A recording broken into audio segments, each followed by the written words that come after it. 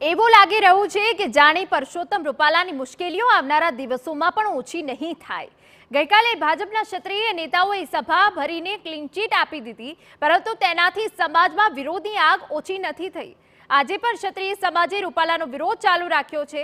જો આમ ને આમ રહ્યું તો ભાજપને સૌરાષ્ટ્રમાં તકલીફ પડી શકે છે. સમાજ પાસે બે હાથ જોડીને માફી માંગુ છું. એમની લોકસભાની 2024ની ટિકિટ રદ થાય તેવી અમારા સમાજની ઉગ્ર રોષ સાથે માંગ છે. રૂપાલાનો વિરોધ યથાવત.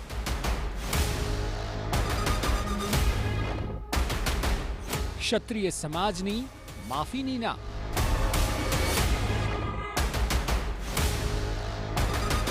આક્રોશની આગ આસમાને.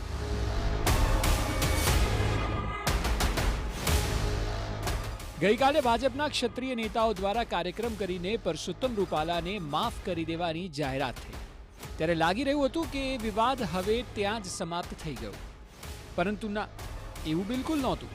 કારણ કે આજે ઉલટાનું વિરોધની આગ વધુ ફેલાઈ છે. ક્ષત્રિય સમાજનું ખૂબ જ સ્પષ્ટ માનવું છે કે માફીથી નહીં ચાલે, પરંતુ રૂપાલાને ઉમેદવાર તરીકે ભાજપે હટાવવા જ પડશે. અને જો આમ નહીં થાય તો આગામી દિવસોમાં પણ વિરોધ જોરશોરથી યથાવત રહેશે. આરોપ લગાવવામાં આવી રહ્યો છે કે ગઈકાલે કરણી સેનાની મહિલાઓ સંમેલનમાં પહોંચે તે પહેલા જ પોલીસે તમામની અટકાયત કરી લીધી હતી. ક્ષત્રિય સમાજનું સ્પષ્ટ માનવું છે કે ગોંડલનું સંમેલન એ રાજકીય પ્રેરિત હતું. જયરાજભાઈએ કરેલું સમાધાન ક્ષત્રિય સમાજને માન્ય નથી, અને એટલે પરસોત્તમ રૂપાલાની ટિકિટ રદ તો થવી જ જોઈએ તેવી માંગ છે. અને સાથે જ જો રૂપાલાની ટિકિટ નહીં કપાય તો સૌરાષ્ટ્રની 8 બેઠકોમાં ભાજપને મોટું નુકસાન થશે. આ સંમેલન હતું એ ટોટલી રાજકીય સંમેલન હતું, કોઈ સામાજિક સંમેલન નહોતું. સામાજિક સંમેલનનો રૂપ દેવામાં આવ્યું હતું ખાલી, બાકી હતું રાજકીય સંમેલન. જે અમારા દરબારના ભાઈઓ છે, ક્ષત્રિય ભાઈઓ છે, એ જે બીજેપીમાં હતા એ લોકો જ ગયા છે ત્યાં. સામાજિક આગેવાન કોઈ ગયા નથી. અને અમે આ સંમેલનને પણ નકારી કાઢીએ છીએ અને એના સમાધાનને પણ નકારી કાઢીએ છીએ. કોઈ સમાધાન નહીં, ટિકિટ કેન્સલ, બસ એક જ માંગ, ટિકિટ કેન્સલ, કોઈ સમાધાન નહીં. અને રૂપાલાને રાજકારણમાંથી બરતરફ, બાકી એની જગ્યાએ કોઈ બી પાટીદાર આવે, અમને કોઈ વાંધો નથી.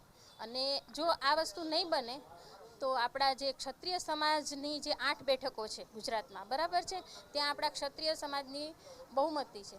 તો એ 8 બેઠકો ઉપરથી તો બીજેપીને હરાવવામાં આવશે જ, એ તો નક્કી છે. આ તો રાજકોટની બેઠક ઉપરથી તો રૂપાલાની ટિકિટ કેન્સલ કરવામાં આવશે, પણ સાથે જો નહીં કરવામાં આવે ને તો બીજી 8 ટિકિટનો જે 8 લોકસભાની જે સીટ છે એનું નુકસાન ભોગવવા બીજેપી તૈયાર રહે.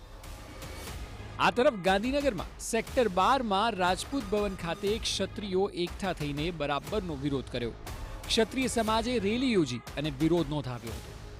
અહીં પણ રૂપાલાની ટિકિટ રદ કરવા માટે ક્ષત્રિય સમાજ દ્વારા માંગણી વ્યક્ત કરવામાં આવી હતી. રાજપૂત સમાજના આગેવાનો કલેક્ટરને પણ આવેદનપત્ર આપવા માટે પહોંચ્યા હતા અને સાથે જ નમતું ક્યારેય નહીં જોખાય તેવું કહ્યું હતું. રૂપાલા સાહેબની જે વાત છે, એમણે માફી માગી છે. 2 વારના વિડીયો આપ એકવાર જોઈ લેજો. એમણે કોની માગી છે? એમણે એકવાર જે માફી માગી એમણે સૈદ્ધાંતિક રીતે નથી માગી. બીજી વાર માગી છે ત્યારે એમણે પક્ષની માફી માગી છે કે મારા વતી પક્ષને નુકસાન થયું. આ ક્ષત્રિયોને શું? કરણી સેનાના નર્મદાના સભ્યો પણ વિરોધ માટે સામે આવી ગયા છે. કરણી સેનાએ ચીમકી ઉચ્ચારી છે કે જો ભાજપને સમાજ કરતા રૂપાલા વહાલા હોય તો પરિણામ ભોગવવા માટે ભાજપ તૈયાર રહે. આ સાથે નર્મદા કલેક્ટરને આવેદનપત્ર પણ આપવામાં આવ્યું હતું. પરસોત્તમ રૂપાલાને બદલવાની માંગ અહીં પણ કરાઈ છે. મહત્વનું છે કે રાજપૂત સમાજના જેટલા મતદારો છે ત્યાં નર્મદાના કરણી સેનાના સભ્યોએ માંગ કરી છે કે રૂપાલાને માફી ન આપવામાં આવે. ઉમેદવાર તરીકે ભાજપ તેમને બદલે, નહીં તો તમામ લોકો તેમની તાકાત બતાવશે. પણ અમારે ખાલી વ્યક્તિ વિશેષથી કોઈ પક્ષ ચાલતો નથી. બધા સમાજ ભેગા થઈ અને મત આપે છે ત્યારે ભાજપ પક્ષ ચૂંટાય છે.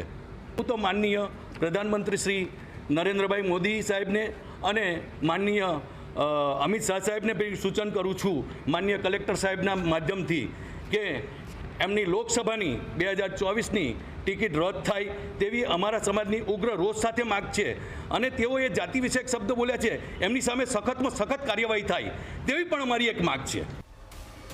આ તરફ રૂપાલાનો વિરોધ કરતું પોસ્ટર સોશિયલ મીડિયામાં વાયરલ કરવામાં આવ્યું છે, જેમાં લખાયું છે કે ભાજપ સે બેર નહીં, રૂપાલા તેરી ખેર નહીં. આ પોસ્ટરની સાથે જ ખેડા જિલ્લાના કરણી સેનાના આગેવાનોનો સોશિयल મીડિયામાં વિરોધ પણ જોવા મળ્યો હતો. कल जो बैठक हुई वो राजकीय बैठक थी, राजकीय आगेवानों की बैठक थी. उसमें जो माफीनामा हुआ वो हमें मंजूर नहीं है.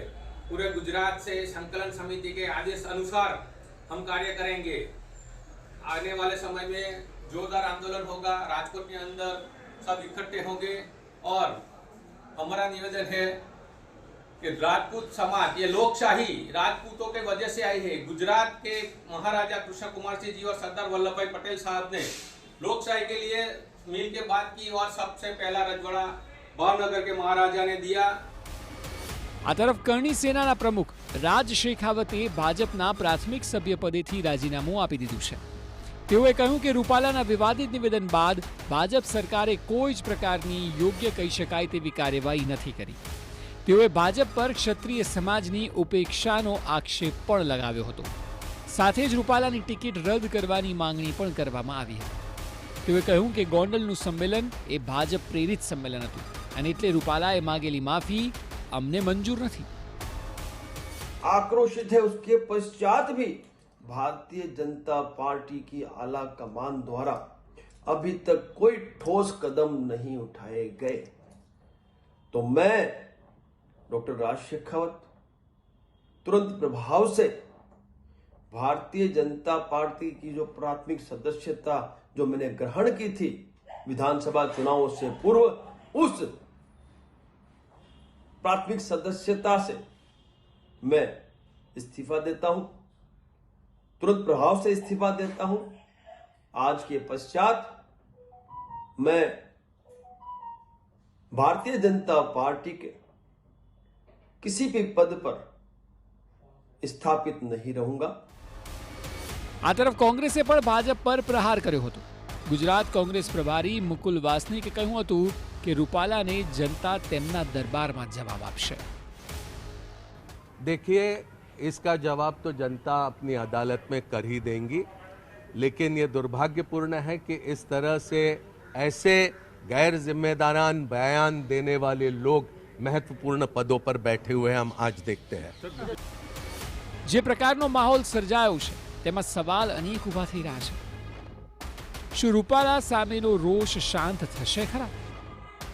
શું આગામી દિવસોમાં આ આક્રોશ વધશે? શું ભાજપે રૂપાલાને બદલવા પડશે? શું નહીં બદલે તો મોટું નુકસાન ભાજપને નક્કી છે? ક્ષત્રિયોનો વિરોધ ચૂંટણીમાં ભાજપને પરવડે તેમ નથી અને ભાજપ આ વાત ખૂબ સારી રીતે જાણે છે. પરંતુ અહીં ભાજપ બરાબરનું ફસાયું છે. રૂપાલા જેવા મંત્રી લેવલના નેતાએ બફાટ કર્યો છે. હવે તેમને ઉમેદવાર તરીકે પાછા બેસાડાય એમ નથી અને નહીં બેસાડે તો આગામી સમયમાં ભયંકર સ્થિતિ સર્જાશે અને તેની અસર ભાજપને ચૂંટણીના મેદાનમાં પણ જોવા મળી શકે છે. સવાલ એ છે કે આ મામલો આખરે આવનારા દિવસોમાં ક્યાં જઈને અટકશે. Bureau report TV9.